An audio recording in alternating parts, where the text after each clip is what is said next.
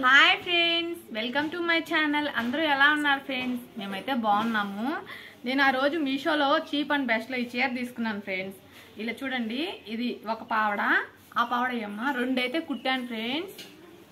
చాలా బాగా వచ్చాయి అన్నమాట. చూడండి, రెండు మా పిల్లలకైతే ఇలా కుట్టాను. చూడండి ఎంత చిక్కగా కుచ్చిపోసాను, ఎంత బాగా కుట్టాను కదా.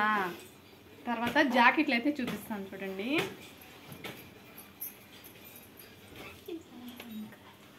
చూడండి ఇలా కుట్టాను అనమాట. ప్రింట్ కట్ పెట్టి పొడవు రేట్లు పెట్టాను అనమాట ఈ జాకెట్కి అయితేను.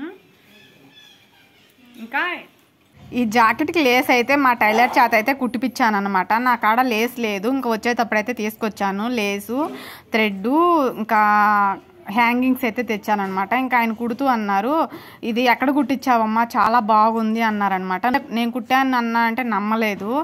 సర్లే అన్నా, గట్టో కట్ట కుట్టండి అని చెప్పాను అనమాట.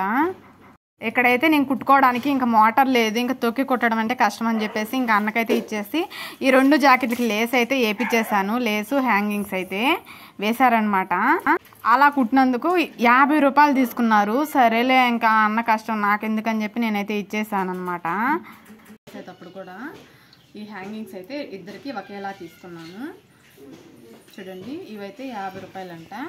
మీ ఊర్లో ఎంతో కామెంట్ అయితే చేయండి. హ్యాండ్స్ వచ్చేసి ఇలా పెట్టాను, కృష్ణ ముకుంద మురారి ఆ సీరియల్లో వేసుకుంటారు కదా, ఆ మోడల్ అయితే పెట్టాను. దీనికి కూడా ముందు పక్క ఇదే పెట్టాను అనమాట. ఇలాగా ప్రింట్ కట్టే పెట్టాను. ఇద్దరు పిల్లలకైతే ఇలా కుట్టేశాను అనమాట. చీప్ అండ్ బెస్ట్లో వస్తుందని చెప్పి కుట్టినాను. కానీ వీటికి చున్నీలే దొరకట్లేదు ఫ్రెండ్స్. 1000 రూపాయలు చెప్తున్నారు, లేదంటే 550 చెప్తున్నారు.